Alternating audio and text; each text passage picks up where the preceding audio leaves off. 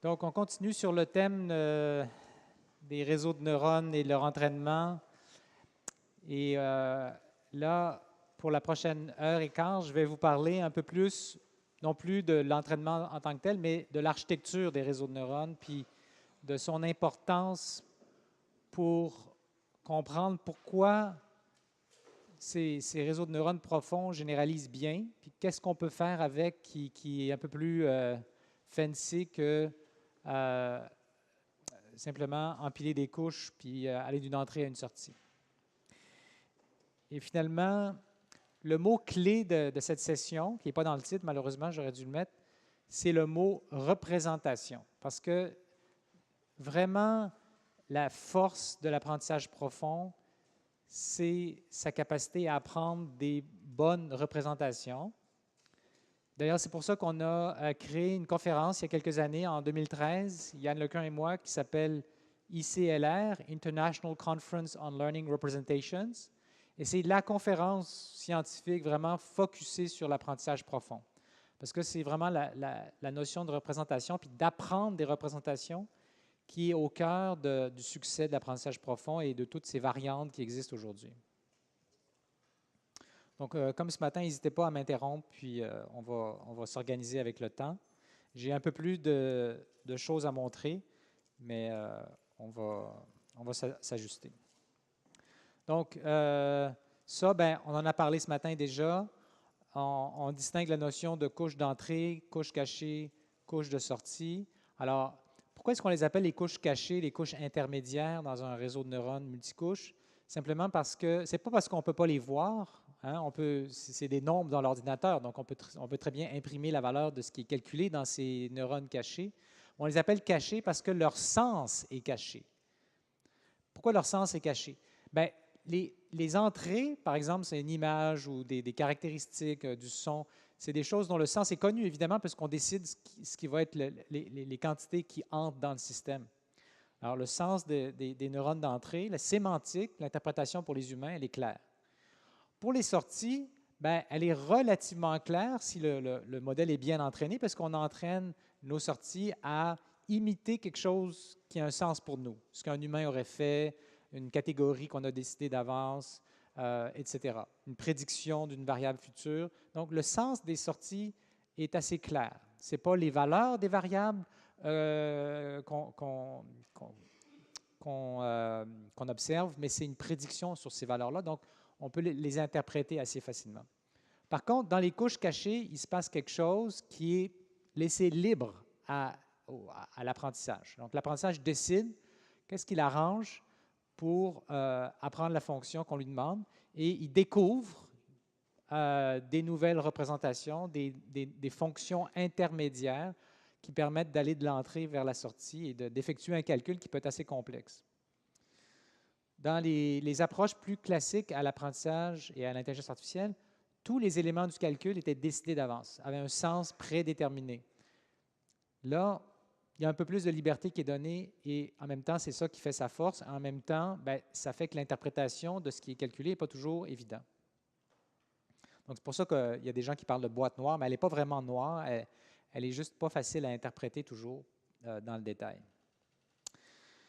Bon, donc, on a vu qu'il y a ces différentes couches ou ces différents niveaux de représentation. Puis, c'est intéressant de comprendre comment, historiquement, les choses ont évolué en intelligence artificielle vers, finalement, plus de profondeur et plus de cette liberté qui permet au système qui apprend de découvrir des bonnes représentations.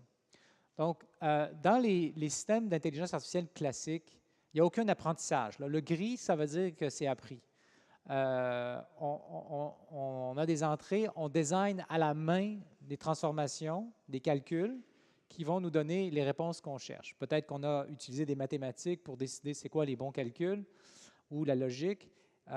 Donc ça, c'est l'intelligence artificielle relativement classique.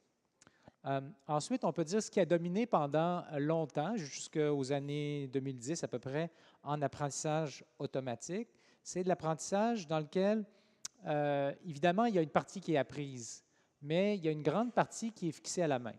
Donc, on prend les données brutes et on les transforme grâce à une compréhension qu'on a du problème. Mettons que Si on s'intéresse à la parole, on a une idée a priori que le spectre, c'est-à-dire les fréquences principales qui sont dans la parole, c'est quelque chose d'important. Donc là, on pourrait utiliser des calculs prédéfinis qui vont transformer le signal brut en sa représentation spectrale. Ça, ben, c'est ce qui s'est fait pendant longtemps. Et souvent, la partie apprise, c'était simplement une régression linéaire ou un classifieur linéaire. Donc, c'est quelque chose qui n'a pas beaucoup de profondeur en termes de nombre de couches de calcul, de non-linéarité.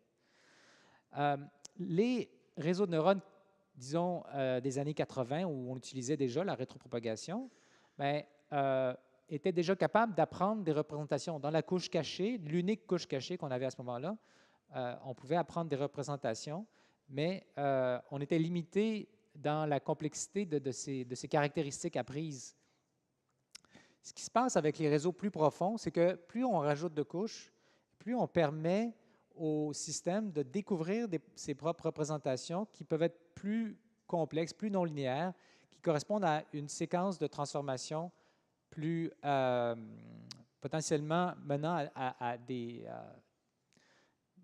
caractéristiques plus abstraites que ce qu'on est capable de faire avec des architectures moins profondes. Donc ça, c'est un petit peu une motivation pour interpréter ce qui se passe dans ces réseaux plus profonds.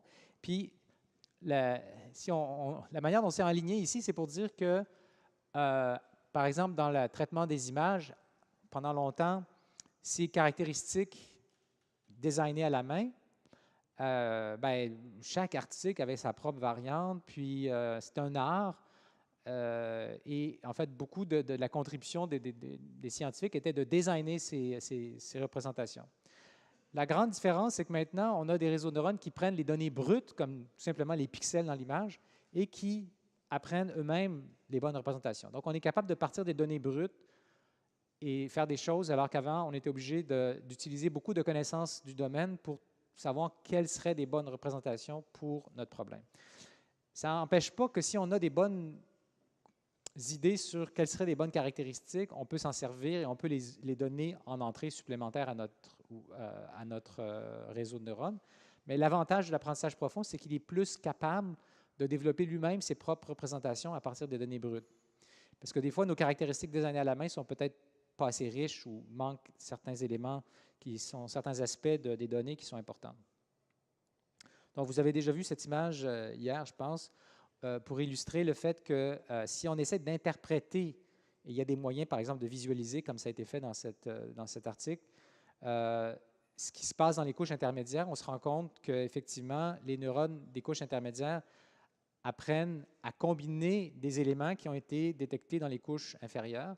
Et donc, il y a cette idée qu'on retrouve dans plusieurs domaines où il y a des objets qui sont constitués de parties, qui eux-mêmes sont constitués de sous-parties, etc.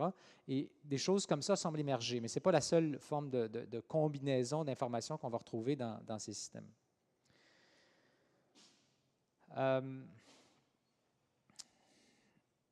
Il y a aussi une chose intéressante qui a motivé dès les débuts nos tentatives de construire des réseaux profonds. C'est quand les humains, les ingénieurs designent des caractéristiques, des transformations pour aller, mettons, de l'image vers la classification, eux-mêmes le font par une série de transformations, une série d'opérations qui vont des données brutes vers des choses de plus en plus abstraites. Donc, ça, c'est une inspiration. Puis ça, c'est les ingénieurs, mais même les scientifiques qui essayent de décortiquer la nature, de comprendre comment, par exemple, les sons sont constitués ou comment les images peuvent être générées au niveau de la physique, souvent vont aussi combiner plusieurs éléments, composer finalement des calculs pour passer d'une représentation à une autre. Donc, cette idée de composer plusieurs calculs, plusieurs transformations l'une après l'autre pour aller d'une forme de représentation, mettons, brute, comme celle d'une image, vers quelque chose de plus abstrait, c'est quelque chose qui existe déjà avant même qu'on commence à parler d'apprentissage, mais c'est quelque chose qu'on n'avait pas réussi à intégrer dans les algorithmes d'apprentissage parce qu'on n'avait tout simplement pas les bonnes architectures ou les bonnes stratégies pour l'apprentissage. Donc, il y a des exemples ici. Quand on s'intéresse à reconnaître des images, naturellement, il y a des concepts, différents niveaux de hiérarchie qui émergent, là, les pixels au bas niveau, les bords, les petits parties de texture, les petits motifs qui ensuite sont combinés pour former des parties d'objets qui ensuite sont combinés pour former des objets. Quand on analyse des caractères, pardon, du texte, c'est la même chose. Il y a différents niveaux d'abstraction, des caractères, des mots, des groupes de mots qui peuvent former un seul concept, comme le président des États-Unis, des clauses, donc c'est des parties de phrases, des histoires, etc. Donc, ce genre de hiérarchie semble exister dans beaucoup de domaines de manière assez naturelle. Donc, évidemment, la différence, c'est que là, on ne va pas fixer d'avance cette sémantique, on va espérer que l'ordinateur la découvre tout seul. On va juste lui donner c'est quoi qu'on lui donne en entrée, puis c'est quoi qu'on voudrait avoir en sortie, puis on va espérer qu'il découvre des représentations intermédiaires assez puissantes. Alors, cette idée de plusieurs niveaux d'abstraction puis de hiérarchie d'abstraction, c'était vraiment un des éléments importants de la motivation première de nos recherches il y a 10-15 ans. Et c'est encore quelque chose qui guide nos recherches aujourd'hui. Je ne pense pas qu'on ait aujourd'hui, avec les algorithmes qu'on a, satisfait la commande comment faire pour que l'ordinateur apprenne vraiment des abstractions de plus haut niveau, autant que nous, on est capable de le faire avec notre cerveau pour comprendre le monde qui nous entoure, pour comprendre certains aspects du monde afin d'effectuer une certaine tâche. Puis pourquoi c'est important, ces abstractions? Parce que, par définition, quand on réussit à comprendre un problème à un niveau abstrait, on est capable de généraliser. Puis généraliser, c'est vraiment le cœur de ce qu'on cherche à faire dans l'apprentissage. C'est facile d'apprendre par cœur. Apprendre par cœur, c'est se focusser sur les caractéristiques spécifiques à nos exemples. Mais pour que notre machine elle fonctionne sur des nouveaux cas, pour qu'elle fonctionne pour vrai finalement, ça va aller beaucoup mieux si elle a réussi à capter ou à utiliser des abstractions qui restent appropriées dans un vaste domaine de type de configuration des données ou des exemples. Donc, c'est pour ça que le concept d'abstraction est si important. Puis, c'est quelque chose d'un petit peu flou et mal défini. Là. On n'a pas une définition mathématique de qu'est-ce qui est abstrait, qu'est-ce qui ne l'est pas, mais on a tous un peu une idée là, de ce que ça veut dire quand on en parle, et ça fait partie de la recherche de développer ça plus formellement. Donc c'est ça qui fait un petit peu la différence, cette idée d'apprendre des représentations intermédiaires entre l'entrée et la sortie, entre l'apprentissage profond et un paquet d'autres approches à l'apprentissage automatique qui ont été populaires avant que l'apprentissage profond devienne un peu dominant. Certains d'entre vous ont peut-être entendu parler des méthodes à noyau, là, des kernel machines et des SVM, Support Vector Machine, etc. C'est des approches à l'apprentissage automatique qui sont flexibles, donc qui peuvent apprendre des fonctions complexes, mais qui ne découvrent pas de représentation intermédiaire. Et ça limite un petit peu leur capacité à généraliser à des nouveaux cas par rapport à ce qu'on peut faire avec l'apprentissage profond. Là, il y a la question de qu'est-ce qu'est une bonne représentation intermédiaire? Qu'est-ce qui fait qu'une représentation est plus abstraite et plus pertinente? Bien, ce n'est pas évident de répondre à cette question, mais on peut y répondre de manière empirique, tout simplement en disant, bien, si ma représentation, mettons, de l'image me permet de répondre à un paquet de questions sur l'image, de classifier, de prédire, de segmenter, de produire une phrase en langage naturel qui explique le contenu de l'image, etc., bien, probablement que ça veut dire que la représentation que j'ai extraite, elle est bonne. C'est-à-dire qu'elle rend ces autres tâches qui sont plus sémantiques, qui sont utiles à un certain travail, plus faciles. Fait que des bonnes représentations, dans le fond, c'est des représentations qui rendent des tâches utiles plus faciles. Par exemple, on peut juste mettre un classifieur linéaire par-dessus des bonnes représentations et ça nous permet de prédire correctement les choses qui nous intéressent. Là, je reviens sur des notions de base d'apprentissage automatique pour nous aider à comprendre un petit peu la puissance de ce qui se passe avec l'apprentissage profond. Et là, dans l'exemple qu'on voit, on essaie d'apprendre une fonction réelle à partir d'un réel. Donc, on a un nombre en entrée, on veut prédire un nombre en sortie, Et nos exemples, bien, ça va être des points qu'on peut représenter. Donc ici, les petites étoiles vertes, c'est supposé être des exemples. Donc, on veut apprendre une fonction qui va de x vers y. Et on a ces exemples qui correspondent à des paires XY qui sont à peu près corrects. Peut-être qu'il y a un petit peu de bruit. Donc, la vraie fonction qu'on ne connaît pas, qui est en mauve, là, elle ne passe pas nécessairement exactement à travers les exemples, mais elle passe pas loin. OK? Donc, nous, évidemment, on ne connaît pas la vraie fonction en mauve. On a juste les exemples là, qui sont les petites étoiles. Et ce qu'on cherche à faire, c'est découvrir une fonction qui sera peut-être pas non plus la vraie, mais qui va être passée pas trop loin de nos exemples, puis qui va bien généraliser à d'autres exemples qu'on n'a pas vus pendant l'entraînement. Alors, ici, on voit que j'appelais ça easy learning parce que ça ne prend pas beaucoup d'exemples pour capter les éléments importants. C'est quoi les éléments importants? C'est que, bon, ben, ça monte là, ça redescend, ça monte là, ça redescend. Et puis, entre ces hauts et ces bas, ben, c'est assez simple. C'est lisse, c'est quasiment linéaire. Donc, on voit intuitivement que pour apprendre une fonction comme ça, tout ce qu'on a besoin, c'est d'avoir assez d'exemples pour capter où sont les hauts et les bas les plus importants. À partir de là, on peut essentiellement que interpoler.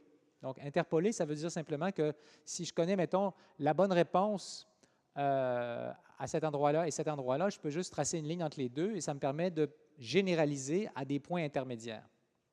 Donc, interpoler, c'est facile et ça fonctionne bien si les exemples que j'ai couvrent toutes les variations de la vraie fonction qui m'intéresse. Donc, quand on a des données comme ça, on n'a pas besoin d'un réseau de neurones. Hein? On peut juste utiliser une méthode qu'on appelle non paramétrique pour faire la job et ça fonctionne très bien, puis on n'a pas besoin de se compliquer la vie. Ouais, donc là, ça illustre ce que je voulais dire par interpoler. Là. Par exemple, on prend nos exemples, puis on trace une ligne entre chaque. Et là, ben, ce serait une manière très, très simple. Là, ça prendrait 10 lignes de code pour implanter ça, pour généraliser.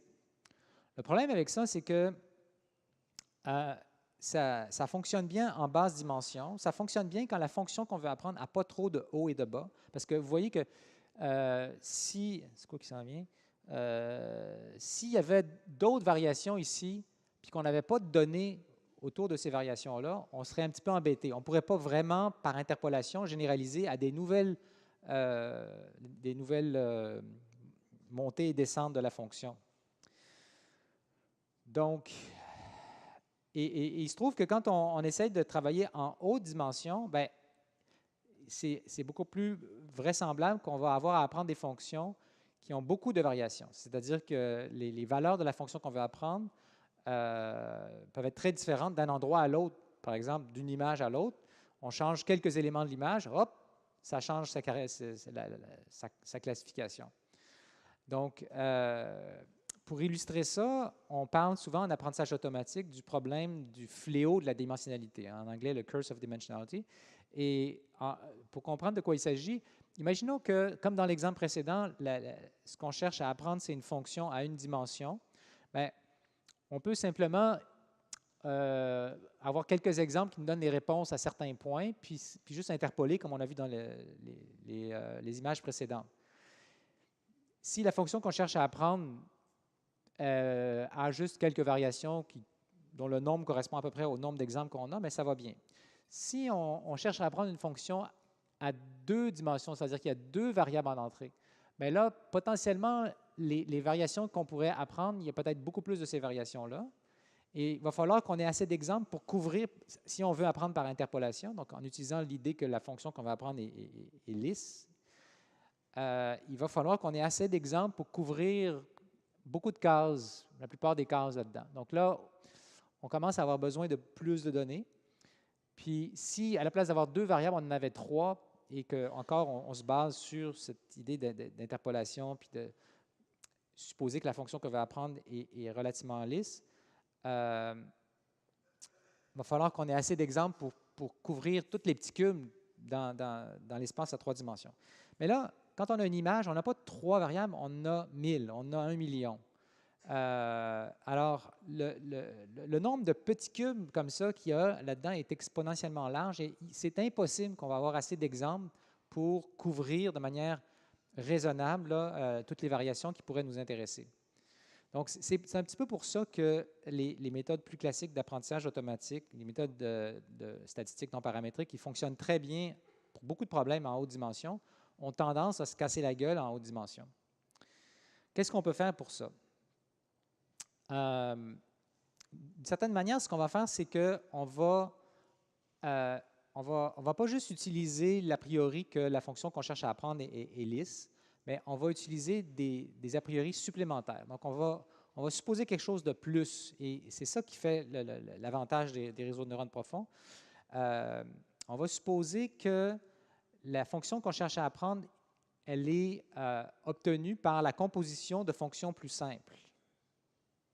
Donc, ça revient à ce que je disais tout à l'heure, quand j'ai dit, les gens, quand ils designent des systèmes, ils composent plusieurs modules l'un après l'autre. Donc, si on suppose que la fonction qu'on cherche à apprendre est comme ça, en fait, on est en train d'ajouter une contrainte importante dans le choix des fonctions possibles. Et il se trouve que cette contrainte-là, elle marche bien pour beaucoup de problèmes qui, justement, sont le genre de problèmes pour lesquels les humains ont de la facilité. D'ailleurs, c'est une bonne règle du pouce. S'il y a une tâche que les humains font bien, surtout s'ils le font de manière intuitive, donc il n'y a pas besoin d'un grand raisonnement, là, ils regardent la situation, pof, il y a une réponse. Ce genre de tâches-là que les humains font bien de manière intuitive, c'est le genre de tâches que les réseaux de neurones ont tendance à faire bien aussi. Donc, si vous n'êtes pas sûr, là, est-ce que pour mes données, je vais pouvoir utiliser des réseaux de neurones, un bon indice, c'est est-ce qu'un humain fait bien la job?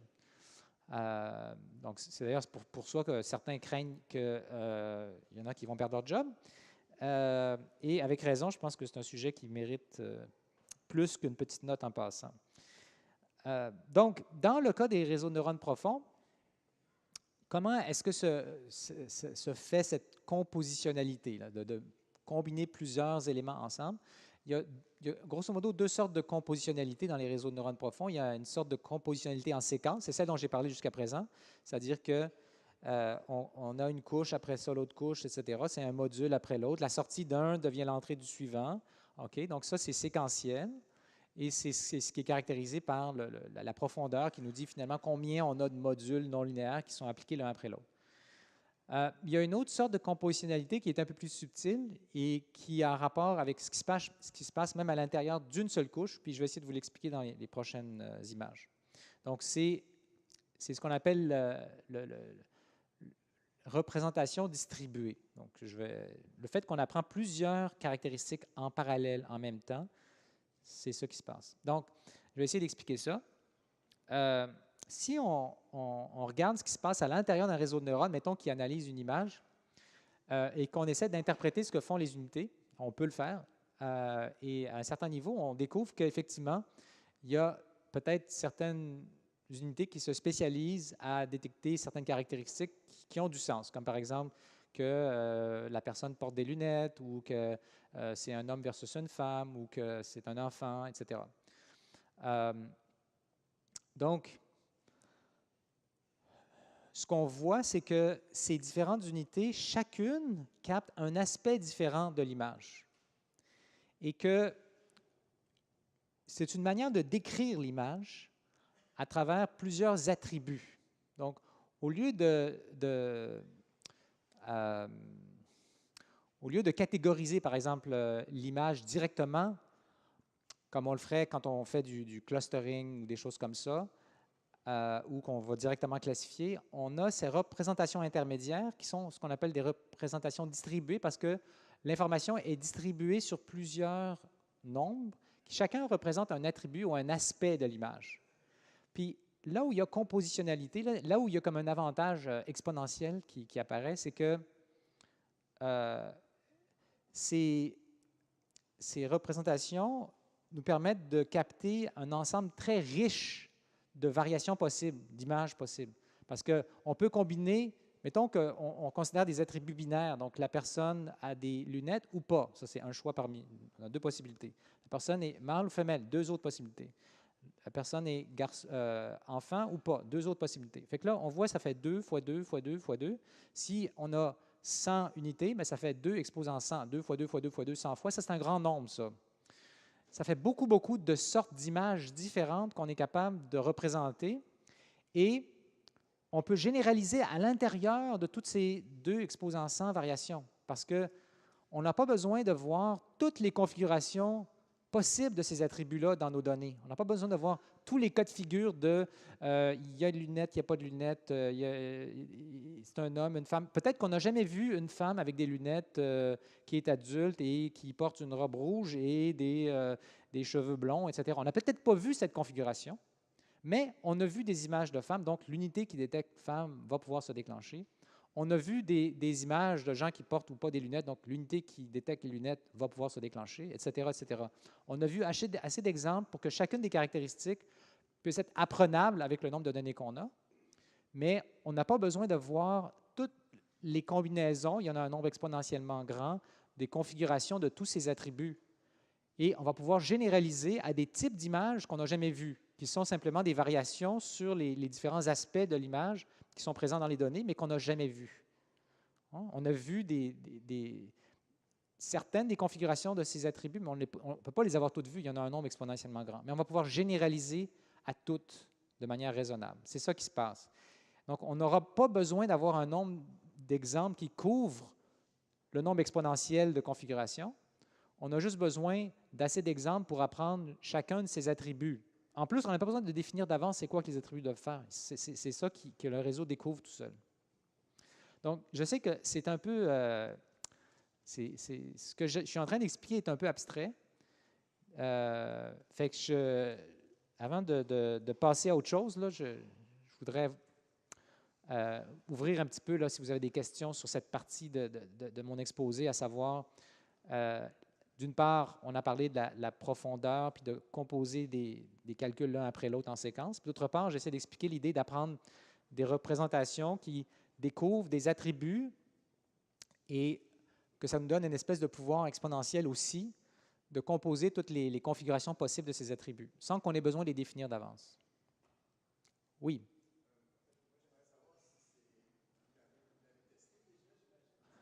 Oui.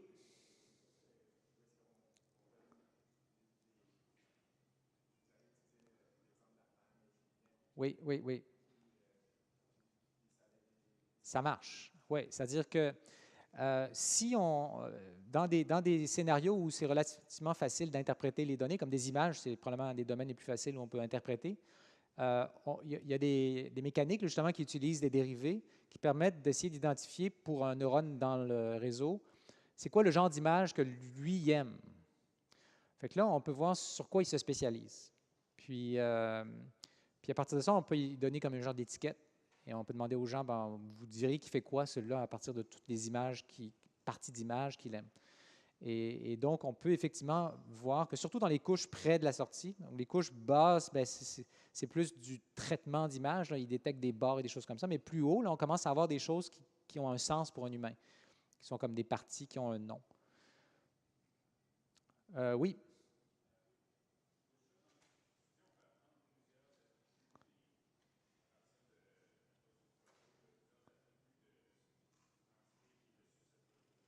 Ouais.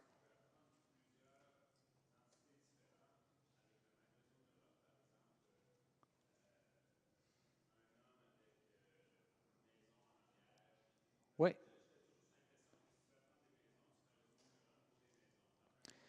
OK.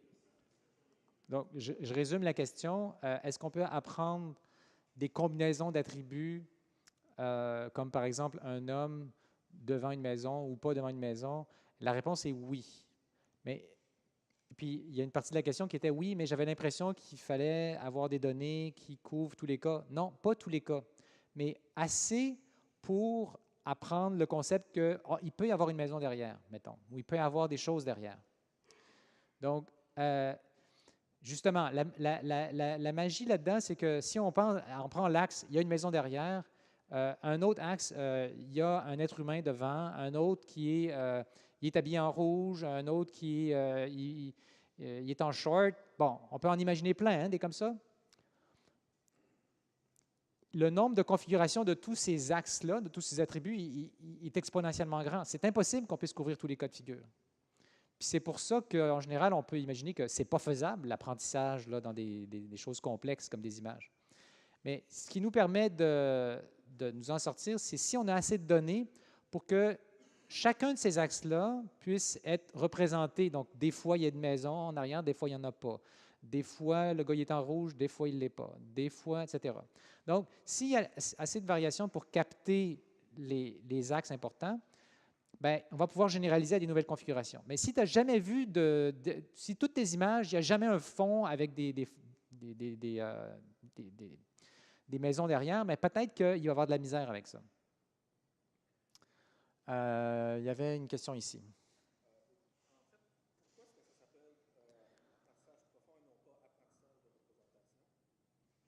Pourquoi ça s'appelle apprentissage profond et non pas apprentissage de représentation? Je vais d'abord répondre à ça. C'est quoi le lien avec l'entropie? Bon. Bien là, il n'y a pas de lien entre les deux questions. OK. Ça aurait pu s'appeler apprentissage de représentation. Et d'ailleurs, on a nommé la conférence principale avec ça. Pourquoi on a choisi apprentissage profond? C'est un hasard historique. À l'époque, c'était ça la nouveauté, parce que les représentations distribuées, ça existait déjà. Donc, ce qui a été nouveau en 2006, c'est notre capacité à apprendre des réseaux plus profonds. En fait, il y en avait déjà, mais juste pas très profonds. Bon, le lien avec l'entropie, en fait, je ne sais pas ce que tu as en tête. L'entropie, comme beaucoup de concepts de théorie de l'information, joue un rôle dans les mathématiques de certains algorithmes d'apprentissage, certains algorithmes d'apprentissage profond. L'entropie, c'est simplement une mesure de l'incertitude qu'il y a dans une distribution. Et c'est des concepts qui viennent assez importants quand on fait de l'apprentissage non supervisé, où on essaie de capter toute la distribution et pas seulement capter, mettons, une catégorisation ou une prédiction d'un nombre en particulier. Mais ça, peut-être vendredi, on va s'approcher un peu plus de ces concepts-là, mais ça fait plus partie de la recherche. Le mot entropie, d'après moi, il n'apparaît pas dans la partie 1 et 2 de mon livre, il apparaît dans la partie 3, qui est la partie plus apprentissage non supervisé, recherche, etc. D'autres questions?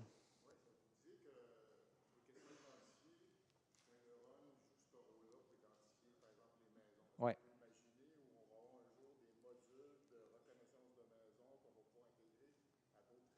On pourrait. Moi, je pense qu'il va y avoir de plus en plus d'engineering qui va se développer avec des modules spécialisés que les gens vont réutiliser. En fait, ça se fait déjà, par exemple, en traitement du langage naturel. Vous allez voir, on peut télécharger des modules qui extraient des représentations de mots individuels. Donc ça, il y en a déjà plein, puis ils sont pas mal bons. Et on peut juste les utiliser déjà tout fait, on n'a pas besoin de les apprendre. Bon. Maintenant, beaucoup de gens qui font de la vision utilisent des réseaux de neurones déjà entraînés qui sont bons à reconnaître un certain nombre de catégories préexistantes, mais on peut chopper une partie du réseau qui fait la classification des catégories qu'il y avait au départ, puis juste garder toutes les premières couches et le réentraîner avec des nouvelles tâches, avec des nouvelles catégories. Ça, c'est très, très fréquent. Donc, on pourrait garder certains morceaux, jeter d'autres morceaux. Il y a plein de jeux là, qui peuvent se faire comme ça. C'est déjà en cours. Oui.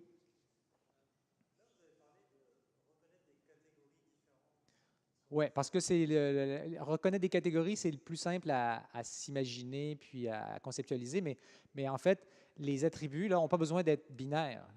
Ça peut être des attributs. En général, en fait, ils ne le sont pas. Ils sont des attributs peut-être plus continus. Et même quand ils sont binaires, intrinsèquement, ça va être un nombre réel là, qui sort du neurone qui va nous donner un genre de degré de confiance peut-être ou la présence, la certitude qu'on a que c'est présent.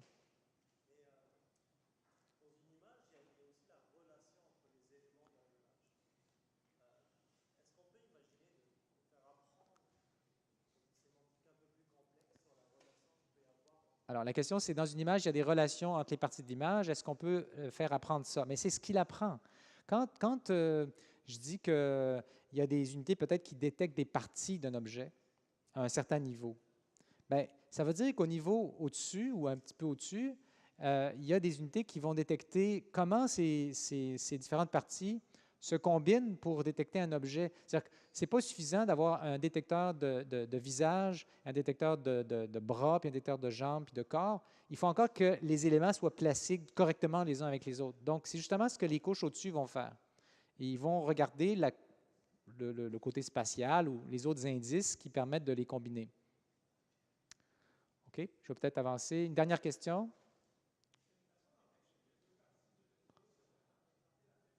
Ah, la question est intéressante. Est-ce qu'il y a une façon d'empêcher que deux parties du réseau vont se mettre à représenter la même chose? Bien, ça se fait automatiquement, gratuitement. Comment? Bien, tout simplement par la magie de l'optimisation. Donc, n'oublions pas que le réseau, lui, il essaye de donner les bonnes réponses sur les exemples, puis il y a seulement une quantité de ressources limitées. Qu'est-ce que j'appelle par des ressources? C'est toutes ces neurones-là, tous les poids. Il faut qu'ils utilisent les mêmes neurones pour tout le monde. Puis, il n'y a pas assez de neurones pour juste apprendre par cœur chacun des exemples. Donc, il est obligé de faire en sorte que chaque neurone est utilisé pour plusieurs choses, pour plusieurs exemples. Si il décidait s'il allait vers une solution où il y aurait deux moitiés du réseau qui font la même chose, ce serait un gâchis de ressources. Donc, le gradient, lui, dirait, va-t'en vers une solution où ceux-là se spécialisent vers ces images-là, puis ceux-là se spécialisent vers ça, okay, ou différents aspects des images. Donc, ça se fait tout seul. On n'a pas besoin de rajouter un terme d'erreur ou une pénalité qui va faire ça. Comment? Ah ouais, bien sûr. Si le problème est plus facile que sa capacité de représentation, il pourrait très bien trouver des solutions redondantes. Et effectivement, il va le faire. Mais même quand il va le faire, ça va être redondant, mais d'une manière robuste. En fait, ça va faire en sorte, par exemple, que, surtout si on l'entraîne avec injection de bruit, là, on va en parler demain, ça va faire en sorte que les neurones vont faire des choses qui sont corrélées, qui ne sont pas indépendantes, mais qui fait que si jamais il y a certains éléments, certains neurones qui ne font pas la bonne job, les autres compensent. Donc, même quand il y a trop de capacité, si on le régularise de manière appropriée, les neurones ne vont pas faire la même chose. OK, je vais avancer un petit peu. On aura d'autres opportunités. Donc, vous avez déjà vu hier un petit peu l'idée de la régression linéaire et des neurones linéaires là, qui font juste combiner leurs entrées. Donc ça, c'est produit scalaire entre les poids et le vecteur des entrées du neurone. Je ne passerai pas plus de temps là-dessus. Évidemment, donc, dans le cas de la régression linéaire, si on voulait la représenter avec un réseau de neurones, c'est un petit réseau de neurones avec juste une couche d'entrée, un neurone de sortie, puis sa fonction d'activation est linéaire. Donc, il n'y a pas de non-linéarité qui est ajoutée par-dessus. Mais quand même, juste avec ce petit neurone linéaire, et sur la régression linéaire, il y a quelque chose d'intéressant qu'on va réutiliser dans certains réseaux de neurones. C'est le critère de perte. Donc, quand on fait une régression linéaire et qu'on va comparer la sortie du réseau avec une cible, typiquement, on va mesurer comme erreur la différence au carré entre la cible et la prédiction. Donc ça s'appelle l'erreur quadratique. Et donc, c'est un choix possible de critères qu'on voudrait optimiser, de critères de perte, critères de coût ou erreur. Et il y a un résultat mathématique très, très utile, très intéressant, qui nous dit la chose suivante. Il nous dit que si on se permet de choisir parmi toutes les fonctions possibles celle qui minimise l'erreur quadratique sur toutes les x, y tirées d'une certaine distribution. Donc, mettons qu'on a un jeu infini de données, là, toutes les x, y qui viennent avec une certaine probabilité qui est celle de la nature, là, de leur distribution jointe, et qu'on choisit le réseau de neurones, mais qui aurait comme toutes les ressources nécessaires, donc assez gros, pour minimiser en espérance, donc en moyenne, c'est ça que ça veut dire le petit e, l'erreur quadratique. Donc, ça veut dire en moyenne sur tous les exemples, sur un nombre infini d'exemples tirés de cette distribution-là, si on minimise l'erreur quadratique, ça donne quoi comme fonction? C'est quoi la fonction qui minimise ça? Bien, il y a une notation mathématique qui nous dit c'est quoi la réponse à cette question. Elle ne nous dit pas comment le calculer, mais c'est cette notation mathématique. Ça dit que la fonction optimale, c'est la fonction qui calcule ce qu'on appelle l'espérance conditionnelle de y étant donné x. Qu'est-ce que ça veut dire, ça? Ça veut dire que si on regarde maintenant, pas tous les x possibles, mais juste un x en particulier, celui qui nous intéresse ici, là, ce x-là, là, on a minimisé sur tous les x possibles. Mais là, mettons qu'on regarde un x en particulier, évidemment, pour ce x-là, il y a peut-être plusieurs y qui arrivent, parce que peut-être qu'il y a du bruit, peut-être que ce n'est pas une fonction de la relation entre x et y. Donc, de tous les y qui pourraient être associés à ce x-là, ça serait quoi la réponse que le système va donner? Bien, c'est le y moyen. Okay? Donc, ça, c'est le y moyen qui serait associé à ce x-là parmi les données. Et c'est ça que le réseau va apprendre si on lui donne la chance, s'il y a assez de capacité, assez d'exemples, etc. Donc, ça, c'est intéressant. Hein? Ça nous dit que mathématiquement, ce vers quoi le réseau de neurones tend, quand on l'entraîne avec ce critère-là, c'est la réponse moyenne pour l'entrée qu'on lui donne. Parce que si je prends encore un problème de classification, c'est plus simple. Ou tiens, on va prédire la météo, ça va être plus approprié. Si je veux prédire la quantité de pluie qui va tomber demain, mettons, à partir de la météo d'aujourd'hui, bien, c'est sûr qu'il n'y a qu'une seule réponse qui s'est réellement passée. Il y a un Y aujourd'hui, demain, hop, on regarde, c'est une certaine valeur de Y. Mais si on prend disons, un univers où on pourrait répéter l'histoire un grand nombre de fois, puis qu'on considère les mêmes informations que le réseau a pour faire sa prédiction, peut-être que, à cause de toutes les incertitudes qui existent dans le climat et dans la météo et les choses, le fait qu'on ne mesure pas tout, peut-être que certaines fois, on va avoir 5 mm de pluie, puis d'autres fois, on va avoir 3 mm, puis des fois, on va avoir 0. Donc, c'est quoi la réponse que le modèle devrait apprendre? Bien, si on l'entraîne avec l'erreur quadratique, il va apprendre la quantité moyenne de pluie qu'il y aurait pour les conditions qu'on a, mettons, c'est-à-dire ce qu'on sait aujourd'hui. D'accord? Donc, c'est ça qui est appris. Donc, c'est intéressant de voir ça. Maintenant, ça, c'est le cas où on a des sorties réelles, d'habitude, des sorties continues. Quand on fait de la classification, dans le cas où on a juste une couche, donc en fait, pas de couche cachée, directement de l'entrée à la sortie. Ça correspond en statistique avec ce qu'on appelle la régression logistique. Donc, c'est semblable à ce qu'on avait tantôt, la régression linéaire, mais là, la cible, ce n'est pas un nombre réel, c'est une catégorie. L'affaire qu'on veut prédire, là, c'est rouge, vert, jaune, ou 1, 2, 3, 4, 5, c'est des catégories. Alors, on aimerait que notre neurone réponde oui ou non. Mais au lieu de sortir oui ou non, il va nous sortir un nombre, par exemple, un nombre entre 0 et 1. Quand c'est proche de 0, ça veut dire que c'est non. Quand c'est proche de 1, ça veut dire que c'est oui. Et ce nombre-là, ben, on va l'interpréter comme une probabilité, la probabilité que la réponse soit oui. On écrit ça mathématiquement avec cette notation. La probabilité que la réponse soit oui, mettons 1, étant donné que la variable d'entrée prend une certaine valeur. C'est juste une notation mathématique, là. Au point de vue de notre réseau de neurones, ça ne change pas grand-chose à son architecture. C'est juste qu'on a mis maintenant une sigmoïde en sortie. La sigmoïde, elle prend un nombre réel et elle sort un nombre réel entre 0 et 1. Le nombre réel en entrée peut être n'importe quoi, mais la sortie est toujours entre 0 et 1. OK. Donc, on peut entraîner des réseaux de neurones avec pas de couche cachée. Ça marche, mais c'est limité dans leur capacité de représentation. Le nombre d'exemples qu'on va pouvoir apprendre, puis la complexité des fonctions qu'on peut représenter. C'est pour ça qu'on va rajouter des couches cachées. Donc, nos neurones cachés, bien, ils vont fonctionner un petit peu de la même manière que les neurones de tantôt.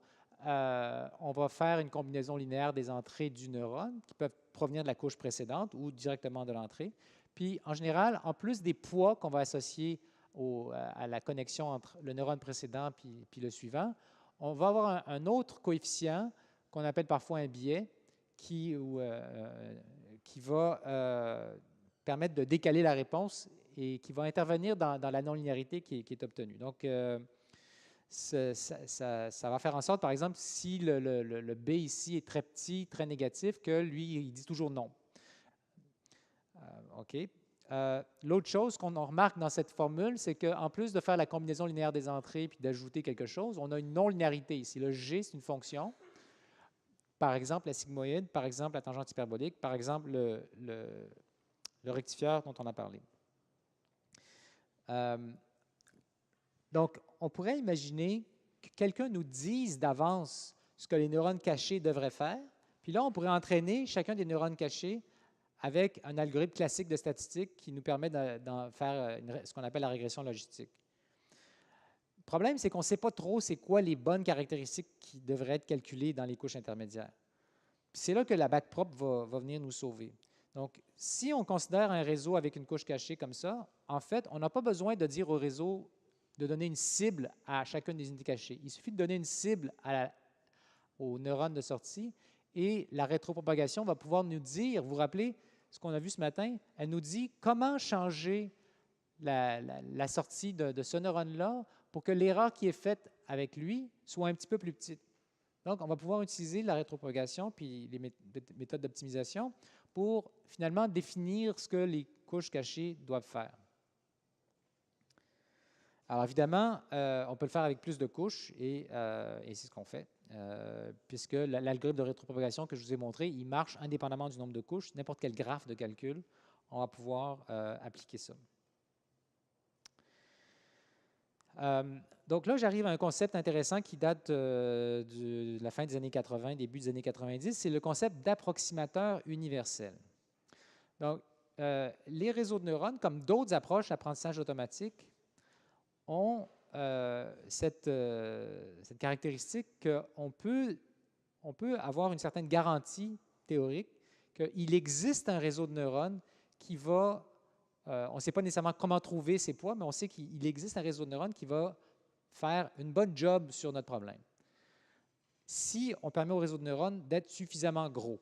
En gros, le théorème nous dit quelque chose du genre, bien, si vous me donnez une tolérance, là, un niveau d'erreur qui est acceptable, mettons, je dis, je suis prêt à accepter une erreur de 0,01 en moyenne. Bon. Fait que le théorème nous dit qu'il existe des poids puis une architecture de réseau de neurones qui va obtenir cette erreur-là sur nos données. Le théorème ne dit pas combien de neurones on a besoin. Peut-être qu'il en faut un très, très grand nombre, mais on sait qu'il existe ce réseau. Donc, ça, c'est ça qu'on appelle la propriété d'approximateur universel, que ça peut approximer n'importe quoi. En fait, bon, il y a des conditions. La fonction qu'on veut approximer, il ne faut pas qu'elle soit trop weird. Il faut qu'elle soit continue essentiellement. Donc ça, c'est rassurant. Mais évidemment, ça ne nous garantit pas deux choses. Ça ne nous garantit pas qu'on va pouvoir trouver les bons poids, c'est-à-dire que ça ne nous garantit pas que l'optimisation va converger vers une bonne solution. Même s'il existe une solution, ça ne veut pas dire que l'apprentissage va la trouver, parce que la descente de gradient pourrait, en théorie, rester coincée dans des mauvaises solutions au minimum local, par exemple, ce que vous avez vu tout à l'heure. L'autre chose que ça ne nous garantit pas, c'est que ça ne nous garantit pas que sur des nouvelles données, ça va donner les bonnes réponses. Ça nous garantit que sur des données d'entraînement, sur une certaine fonction objective, ça va donner des bonnes réponses, mais la généralisation, c'est autre chose. Mais bon, c'est quand même quelque chose de très rassurant. Alors, je reviens sur ces fonctions d'activation qu'on va associer à chaque couche ou à chaque neurone potentiellement. On a vu que ça pourrait être tout simplement pas de fonction d'activation, donc simplement l'identité, si le neurone est complètement linéaire. Le problème avec ça, c'est que c'est un autre résultat mathématique pas très compliqué à comprendre. Si on a un réseau profond avec plusieurs couches, mais que chaque couche est linéaire, donc on n'a pas de sigmoïde, pas de rectifieur, pas de non-linéarité. C'est juste multiplication de matrice, suivi de multiplication de matrice, suivi de multiplication de matrice.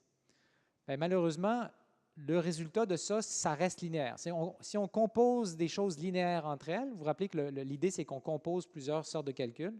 Mais si on compose des trucs linéaires, linéaire suivi de linéaire, ça reste linéaire. Ça veut dire qu'en fait, on aurait pu faire le même calcul avec juste une couche. Fait que finalement, la profondeur ne sert à rien.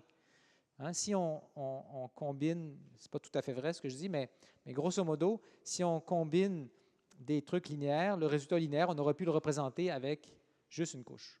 Fait que ça devient intéressant d'avoir la profondeur seulement dans la mesure où il y a des des non-linéarités dans le calcul à chaque niveau. Donc ça, c'est important de se rappeler, c'est pour ça qu'on en a là. Et nos théorèmes d'approximateur universel, ils supposent aussi qu'on ait ces non-linéarités intermédiaires. Au fait, soit dit en passant, ces théorèmes, ils marchent même avec juste une couche cachée. Sauf qu'ils ne nous donnent pas de garantie sur le nombre d'unités dont on a besoin. Peut-être que ça en prend un très grand nombre, puis auquel cas, on va pouvoir apprendre nos données d'entraînement, mais probablement qu'on va overfitter, on ne va pas bien généraliser sur des nouveaux cas. Donc, ce n'est pas suffisant d'avoir l'approximateur universel. Il y a plein d'autres algorithmes d'apprentissage qui ont aussi ces caractéristiques-là, mais ça ne garantit pas que ça généralise bien. Donc, en termes des non-linéarités, les plus communes, je vais vous parler rapidement, on en a déjà parlé. Linéaire, souvent, on va l'utiliser pour les neurones de sortie, la sigmoïde, la tangente hyperbolique, le rectifieur, le softmax. C'est la base. Puis, je l'ai déjà mentionné ce matin, le rectifieur est un peu spécial. Premièrement, il n'était presque pas utilisé avant 2010 environ. Et on a découvert que vraiment, ça fait une grosse différence en termes de la facilité d'entraînement des réseaux profonds, c'est-à-dire qu'ils ont plus que 2 ou 3 couches par rapport aux sigmoïdes et tangentes hyperboliques. Donc, linéaire, voilà, ça ne fait rien, c'est la fonction identité. L'application de G à la valeur A, ça donne A. Pas très intéressant. La sigmoïde, j'en ai parlé. Là, je vous donne la formule. Pas très important, mais vous voyez qu'il y a une exponentielle dedans.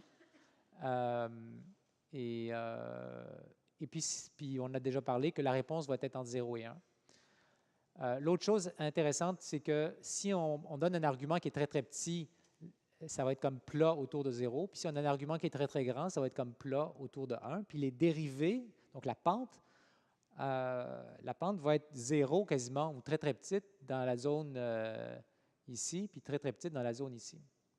Et la dérivée va être raisonnable, je pense que c'est un quart, dans le milieu ici. Alors, la tangente hyperbolique, c'est quasiment la même chose que la sigmoïde, sauf qu'au lieu d'être une sortie qui est entre 0 et 1, c'est entre moins 1 et 1.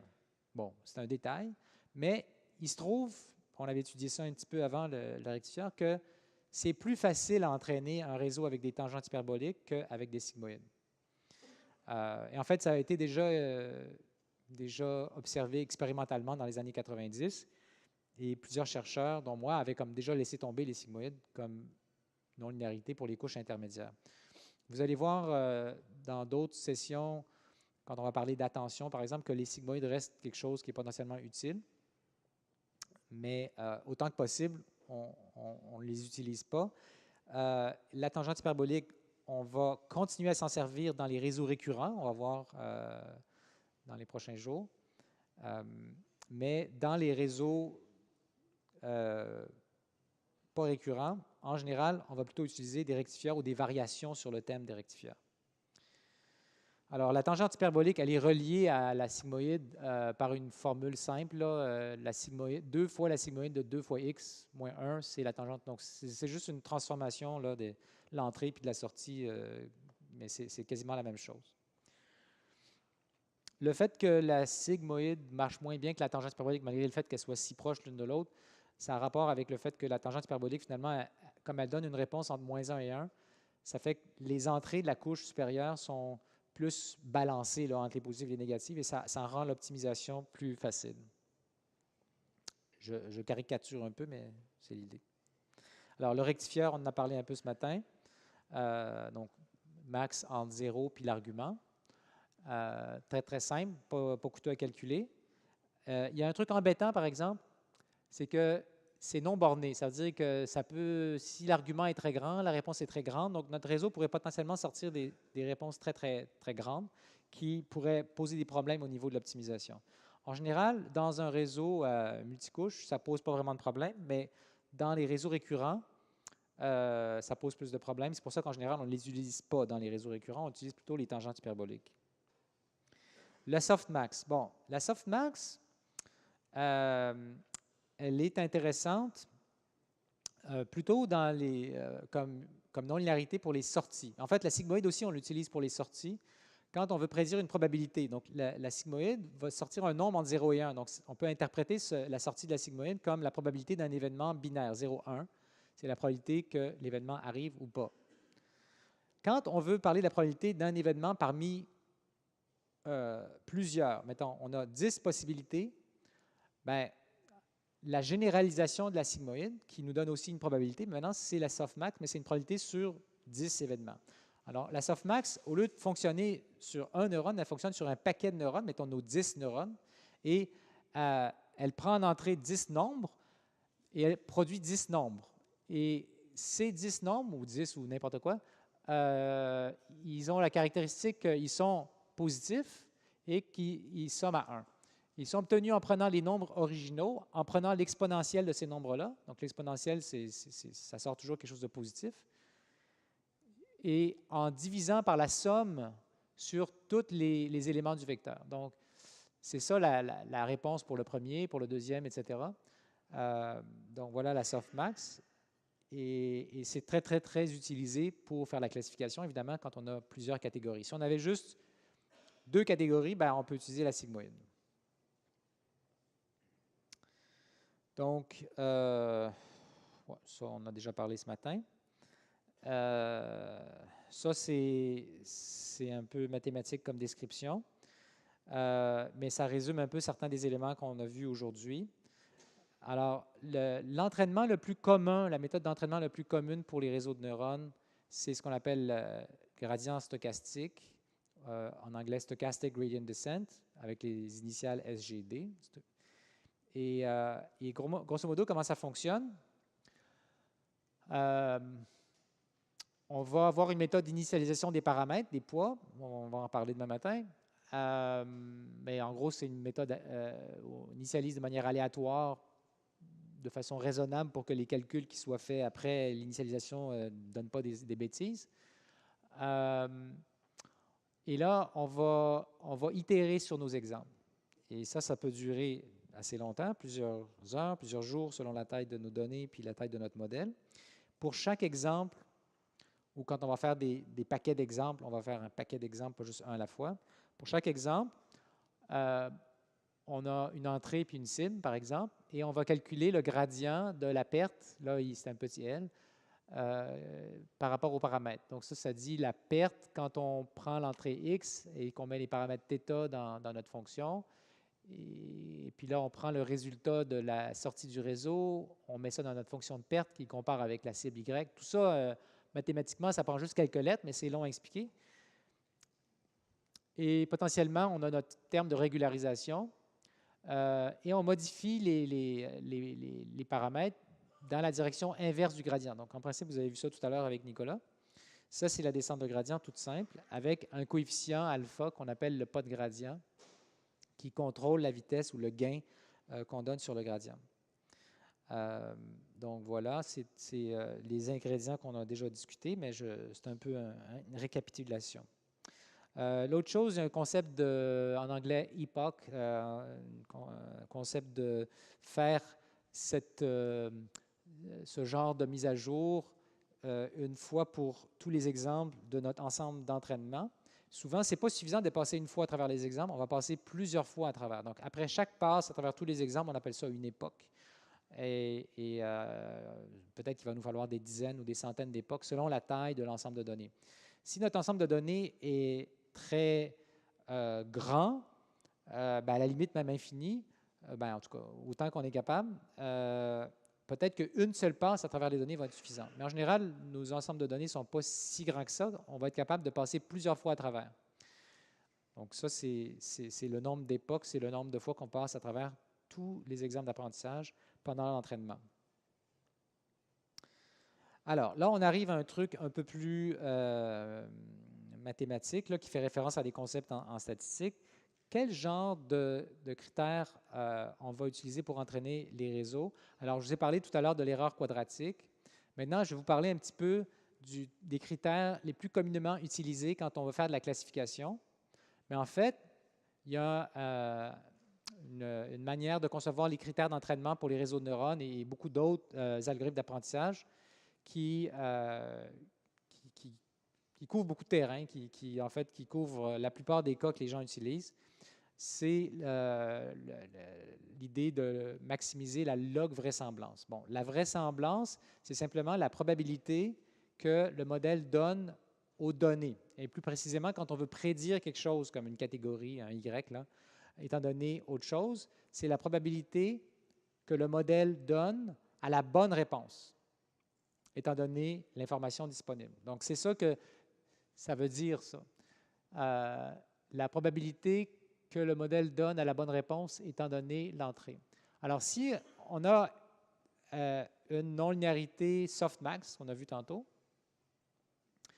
on va avoir une sortie pour chaque catégorie et ces sorties vont être des nombres entre 0 et 1 qui ont la propriété que quand on les additionne toutes sur toutes les sorties, ça fait 1. Donc, on peut, mettons qu'il y en a un qui sort 0.6, puis l'autre 0.3, puis l'autre 0.1, ça somme à 1. Puis ça va toujours sommer à 1. Il va changer la balance qu'il y a entre les sorties, mais ça va sommer à 1. Donc, on peut interpréter ces nombres-là comme ce que le modèle pense qui est la probabilité que la bonne réponse soit la première catégorie ou la deuxième catégorie ou la troisième catégorie. Donc, le premier nombre, c'est la probabilité pour la première catégorie. Le deuxième nombre, c'est la probabilité pour la deuxième, le troisième, etc. Donc, on a ces nombres qui sont produits à la sortie du réseau. On va les interpréter comme des probabilités. Puis là, ben, le principe du maximum de vraisemblance nous dit comment on devrait entraîner le réseau. Il nous dit on voudrait maximiser la sortie qui correspond à une probabilité pour la bonne réponse. Ça semble assez évident que c'est une bonne chose à faire. Puis en plus de ça, ça nous dit que si on veut obtenir la bonne réponse pour plusieurs exemples, puis c'est évidemment le cas, on a toutes nos données d'entraînement, et qu'on veut additionner les termes d'erreur, puis on veut faire ça parce qu'on veut optimiser une somme de coûts pour chaque exemple, bien à ce moment-là, il faut mettre un log devant la probabilité. Ça donne, c'est comme ça, on pourrait expliquer le pourquoi, mais donc, ce qu'on veut, c'est maximiser non seulement la probabilité de la bonne réponse, mais le log de cette probabilité. Alors, le log, c'est une fonction qui est monotone. Ça veut dire que ça ne change pas grand-chose dans le sens qu'on veut quand même maximiser la même chose, mais en donnant plus d'importance à certaines valeurs qu'à d'autres. Alors, le critère, là, c'est la notation mathématique, mais grosso modo, il revient à dire on veut prendre la sortie du réseau, identifier le neurone de sortie qui correspond à la bonne catégorie. On l'interprète comme une probabilité. On prend le log de ça, on prend moins le log de ça et on veut minimiser ce truc-là. Et on veut faire ça pour chaque exemple de manière additive. C'est-à-dire que le coût total qu'on veut minimiser, c'est la somme sur tous les exemples de moins le log de la probabilité de la bonne réponse pour chacun des exemples. Bien, je vais revenir un peu là-dessus avec d'autres acétates. Tiens, c'est là. Donc ça, je m'excuse un peu si pour certains d'entre vous, là, ça devient du chinois, mais je vais essayer de encore là, résumer ça en termes le plus accessible possible. Donc, une manière d'interpréter ce que font beaucoup de réseaux de neurones qui est vraiment pratique, une fois qu'on a catché, là, c'est qu'ils estiment une distribution de probabilité sur les variables de sortie, étant donné les variables d'entrée. Et pour ce faire, en fait, le réseau, il calcule des paramètres de cette distribution-là, comme par exemple les probabilités elles-mêmes, mais dans le cas de la régression, ça pourrait être le paramètre moyenne, la moyenne de Y, mais ça pourrait être aussi, par exemple, la variance de Y. Donc, il y a beaucoup de possibilités. Selon le type de variable qu'on veut prédire, on va choisir une forme de probabilité différente. Si c'est des catégories, c'est une chose, mais si c'est des nombres réels, il y a peut-être plusieurs possibilités. Bon, je ne vais pas entrer plus en détail que ça là-dessus, mais s'il y a des questions, je vais y répondre. Il y a un élément pratique qui est associé à ça, c'est que des fois, notre réseau de neurones, on ne veut pas juste qu'il fasse une catégorisation, mais qu'il en fasse plusieurs. Par exemple, je voudrais répondre à plusieurs questions qui sont pertinentes sur mon image. Donc, à ce moment-là, c'est quoi la manière de gérer ça? Bien, une manière la plus simple, simplement de dire on va avoir une perte, un coût qui est associé à chacune de nos sorties. Ce qu'il faut savoir quand on fait ça, c'est qu'on suppose que euh, en fait, on s'intéresse à prédire chacune de nos variables de sortie indépendamment les unes des autres, ce qui peut être correct, mais des fois, on s'intéresse aux dépendances qui existent. Par exemple, supposons que ce que j'essaie de produire, c'est une phrase qui est composée de plusieurs mots. Je ne peux pas prédire le premier mot de la phrase indépendamment du deuxième mot puis du troisième mot. Quand je prédis le troisième mot, il faut que je tienne en compte ce que j'aurais choisi pour le deuxième mot, sinon la phrase ne va pas tenir debout. Si je veux faire une traduction du français vers l'anglais, bien, je ne peux pas choisir indépendamment chacun des mots de la phrase. Il faut que je les choisisse de manière conjointe. Donc ça, c'est des choses qu'on va pouvoir faire avec justement des réseaux récurrents dont on va parler et d'autres types d'architecture de réseaux de neurones qui seront abordés un petit peu vendredi matin. Le dernier sujet dont je veux parler rapidement, c'est comment on peut utiliser cette notion de représentation qui est un petit peu au cœur de ma présentation aujourd'hui pour faire des choses qui sont vraiment intéressantes puis qu'on ne pouvait pas faire avant de se mettre dans ce cadre-là d'apprendre des représentations. Alors, un des premiers articles dans ce sens-là, en fait, a été développé par mon frère Sami Benjo, qui travaille pour Google, et qui a développé, en fait, le système de recherche d'images à partir de textes qu'on tape, grosso modo tel qu'il est aujourd'hui. Avant qu'il développe ça, lui et ses collaborateurs, l'engin de recherche de Google utilisait uniquement mettons, les titres des images ou les captions là, qui sont associés aux images et ne regardaient pas le contenu de l'image. Mais ce qu'ils ont fait depuis, là, ça commence à dater, là, 2010, ce qu'ils ont fait, c'est qu'ils ont utilisé un système d'apprentissage de représentation pour faire en sorte que la recherche d'image utilise le contenu de l'image et potentiellement aussi les mots qui sont associés, comme le titre du fichier, et apparie ça d'une certaine manière avec les mots qu'on tape dans la recherche. Donc, si on tape dauphin, bien, on aimerait que des images de dauphins viennent. Alors, ce qu'ils font, c'est qu'ils apprennent deux fonctions de représentation. Une pour représenter des images, puis l'autre pour représenter des petites phrases qu'on tape. Et ces deux fonctions-là sont supposées être apprises de façon à nous amener dans le même espace. C'est-à-dire qu'il y a un espace de représentation, on pourrait dire un espace sémantique. Donc, c'est quoi un espace? C'est juste, dans leur cas, au début, dans le premier article, c'est sans nombre. Okay? Donc, c'est un vecteur de sans nombre. Il y a un réseau de neurones qui prend l'image en entrée puis qui output sans nombre. Tu as un autre réseau de neurones qui prend la phrase que tu tapes puis qui output sans nombre aussi. Puis après ça, on prend les deux vecteurs de sans nombre puis on les compare. Puis on voudrait qu'ils soient proches l'un de l'autre quand c'est supposé matcher. Par exemple, si je tape Dolphin, il me montre une image, puis je clique dessus. Bien, ça, c'est un indice pour Google que, ouais, c'était ça, c'était la bonne réponse. Ou on peut payer des gens pour dire, oui, cette image-là, ça va avec ce que la personne a tapé. D'une manière ou d'une autre, ça nous donne des données d'entraînement qui apparient des images avec du texte. Fait que quand on veut apparier des choses qui sont dans différentes modalités, là, qui sont apparemment dans des espaces différents, on peut utiliser les réseaux de neurones pour apprendre des représentations nouvelles qui sont comme universelles, qui marchent pour les deux espaces. Alors, quand on fait de la traduction automatique, bien, on peut utiliser le même concept. On a des systèmes qui ont été développés qui prennent, mettons, la phrase en français, la phrase en anglais, puis pour chacune de ces phrases, de ces deux langues-là, il y a un réseau de neurones différent. Une qui prend la phrase en français puis qui l'amène à un vecteur de nombre, puis l'autre qui prend la phrase en anglais puis qui l'amène dans le même espace, donc un vecteur de nombre de la même dimension. On peut comparer les deux vecteurs. Puis si c'est une bonne traduction, il faudrait que les deux vecteurs soient proches l'un de l'autre. Fait que ça, c'est une stratégie qu'on peut utiliser puis qui est intéressante, puis qui nous aide à réfléchir un peu à ce qui se passe à l'intérieur du réseau de neurones au niveau des représentations, qui va faire en sorte que les mots qui veulent dire à peu près la même chose visuellement vont se trouver proches l'un de l'autre dans cet espace. Les images qui correspondent au même type d'objet sémantiquement vont se trouver proches dans cet espace.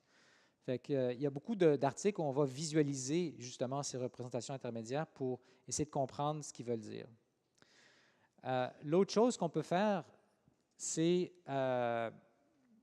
au lieu de dire « Ah, ben, mes deux représentations doivent être les mêmes », on peut dire simplement « Il faut qu'il existe un moyen de passer de l'une à l'autre. Donc, peut-être que dans une image, il y a des détails qui ne sont pas exprimés dans le texte qui correspond, et vice-versa, mais on peut prédire l'un à partir de l'autre. Donc là, on a des espaces de départ, mettons l'espace des X, l'espace des Y.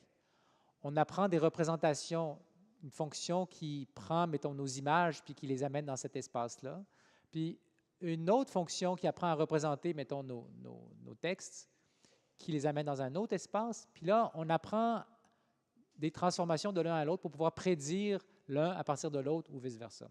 Donc ça, c'est un autre genre de transformation qui peut nous aider, en fait, à faire des choses qui semblent assez extraordinaires, comme généraliser à partir de 0 exemple. Ça semble impossible, mais ça marche parce qu'on a appris des bonnes représentations. Par exemple, une fois qu'on a appris des bonnes représentations des mots, peut-être que j'ai vu beaucoup de liens entre les mots à travers du texte, qui fait que je sais que chat et chien, bon, ben, il y a beaucoup d'attributs en commun, qui va faire que peut-être que même si j'ai jamais vu chien utilisé dans mes données, parce que j'ai vu des exemples avec chat, je vais être capable de prédire des images qui vont avec. OK. Un autre exemple dans ce sens-là, c'est utiliser les réseaux de neurones sur plusieurs tâches où on va partager des représentations à un certain niveau. Donc, les premières couches, ça c'est l'entrée, les premières couches sont partagées. Puis là, bien, pour chacune des tâches, on veut prédire des choses de nature différente. On aura une partie du réseau qui est spécialisée pour chaque tâche, mais on aura partagé les couches inférieures. On peut le faire dans l'autre sens aussi. Donc, partager les couches supérieures et avoir un traitement différent pour différents types d'entrées. Ça aussi, ça se fait. Bon, en fait, c'est ça qu'on fait ici, là. Je vais arrêter ici pour vous laisser un petit peu de temps pour poser des questions. Alors voilà. Oui. Oui.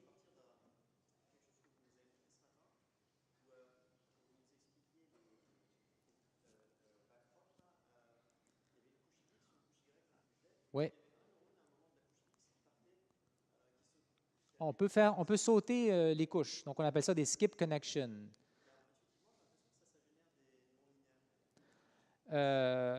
Comment ça génère des non-linéarités? Ça fait juste un graphe plus compliqué, là. Oui, ben, il va y avoir une dérivée partielle qui vient des deux côtés. Non, mais même si c'est ancré, ce serait bien, mais non, en fait, c'est plus linéaire comme ça parce que maintenant, il y a un chemin direct qui a moins de non-linéarité. On saute une non-linéarité.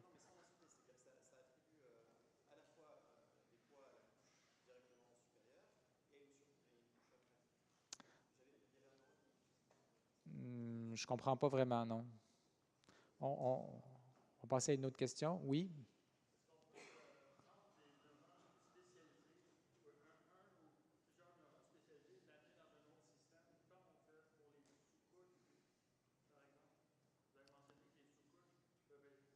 Oui, on peut prendre des morceaux de réseau puis s'en servir pour un autre réseau.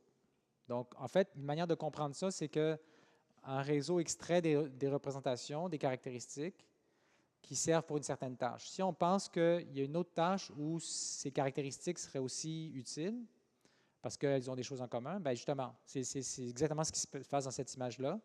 Alors, on peut le faire en parallèle, donc on entraîne un gros réseau avec des parties générales puis des parties spécifiques à chaque tâche, ou on peut le faire en séquence. Mettons qu'on est entraîné pour la tâche A et B, puis après, quelqu'un nous donne une nouvelle tâche. On dit, ah ben, on pense qu'on pourrait garder les premières couches ici. On va juste réentraîner cette partie-là pour la nouvelle tâche.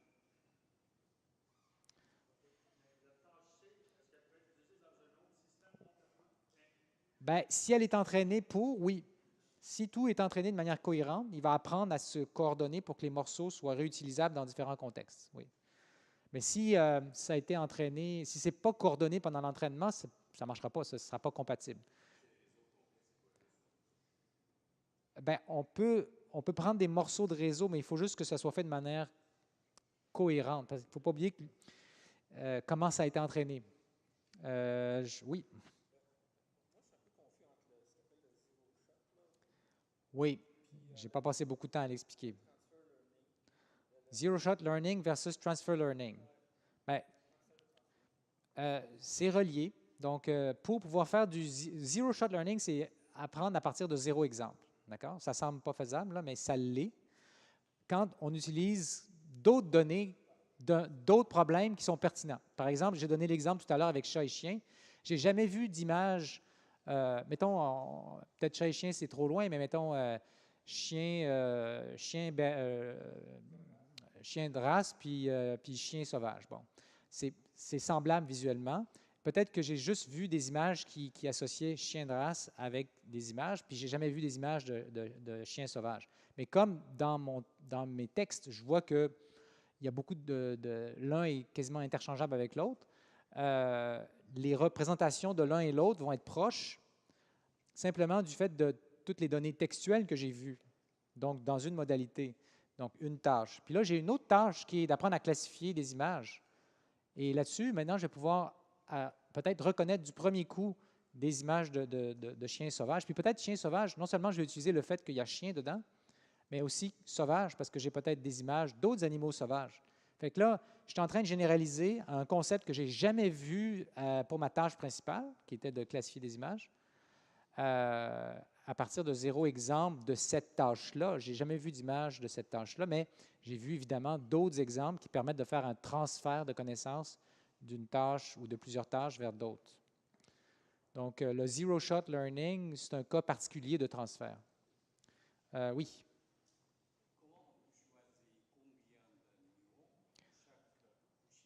Oui. Alors, combien de neurones, comment choisir le nombre de neurones et comment choisir le nombre de couches? Ce n'est pas un gros problème, ce choix-là, mais disons qu'il n'y a pas une formule mathématique qui nous donne la réponse. En gros, on va essayer différentes valeurs et on va voir ce qui marche mieux.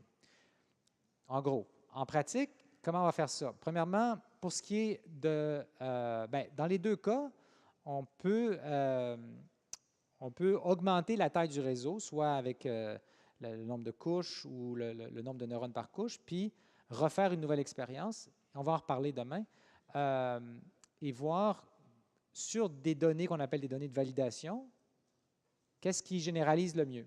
Puis, normalement, on devrait voir une courbe où, au fur et à mesure qu'on augmente la taille du réseau, l'erreur de validation s'améliore, puis là, empire. Fait que là, bien évidemment, on s'arrête là où c'est le mieux. Mais je vais en reparler demain. Oui. Oui. Oui.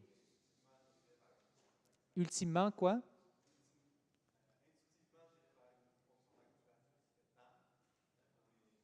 OK, parce que la réponse est entre -1 et 1, tu veux dire? Oui. Quel serait l'avantage de?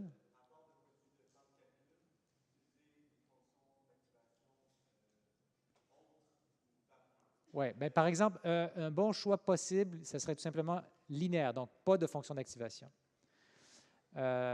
Si on combine la tangente hyperbolique comme sortie avec l'erreur quadratique, ce qui serait probablement pertinent pour apprendre à prédire un truc continu, l'optimisation est plus difficile parce que des fois, la tangente hyperbolique, si elle prédit quelque chose qui est proche de sa saturation, là, la dérivée va être zéro. Alors, il y a des moyens de s'en sortir.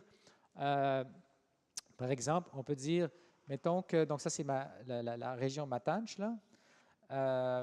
Bon, en fait, le zéro, il passe au milieu ici. On pourrait s'arranger pour que nos données soient dans un intervalle plus petit ici, pour que finalement, la région sur laquelle on va travailler, c'est cette région-là, puis on n'a jamais des données qui nous forcent qui demandent à la tâche d'aller dans la zone de saturation. Donc ça pourrait être une solution. Là, on va transformer nos données pour qu'ils soient dans un intervalle un petit peu plus petit que -1, puis ça va éviter qu'on ait des exemples où le réseau va avoir une dérivée très petite en sortie, donc il ne va pas apprendre. OK? Ici? Oui, le nombre de couches et le nombre de neurones. Oui.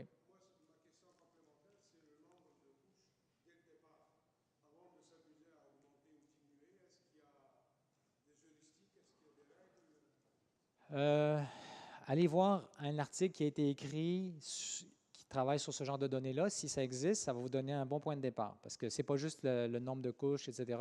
Il y a beaucoup de détails d'architecture qui peut-être ça a pris des mois ou des années à quelqu'un à trouver la bonne architecture, en tout cas, quelque chose qui marche bien. Donc, si le problème sur lequel vous travaillez, les données, le type de données sur lesquelles vous travaillez, c'est quelque chose sur lequel d'autres gens ont travaillé déjà, bien, vous pouvez vous en inspirer. Ça, c'est premièrement. Sinon, on peut avoir une idée, grosso modo, du lien entre le nombre de paramètres et le nombre d'exemples, pour que ce soit grosso modo proportionnel. En général, on devrait s'attendre à avoir, en théorie, plus d'exemples que de paramètres. Mais dans les dernières années, il y a pas mal de systèmes qui ont été bâtis où ce n'est pas vrai. Il y a beaucoup plus de paramètres que d'exemples. Donc, en principe, le réseau pourrait overfitter.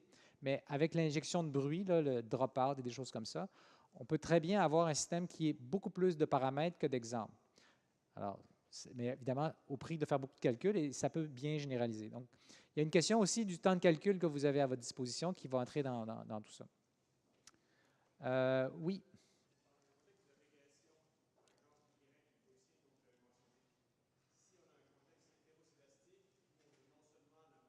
Oui.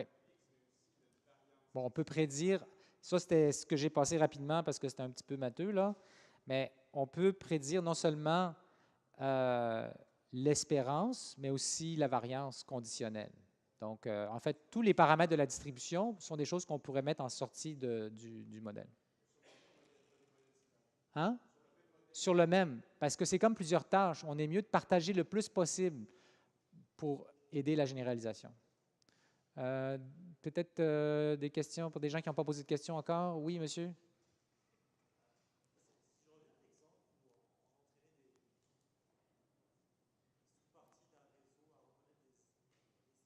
Oui.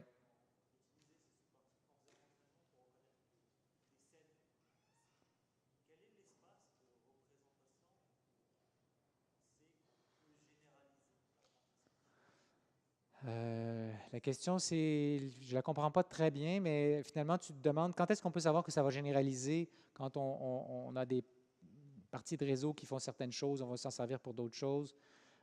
Il n'y a pas, il y a pas de, il y a pas de réponse analytique à ta question. C'est beaucoup basé sur l'intuition puis l'expérience, et puis la compréhension du domaine. Si on parle d'image, ben, on s'attend à ce que détecter des parties d'objets, c'est quelque chose qui soit utile pour beaucoup de sortes d'objets, puis qu'on peut généraliser à des nouveaux types d'objets.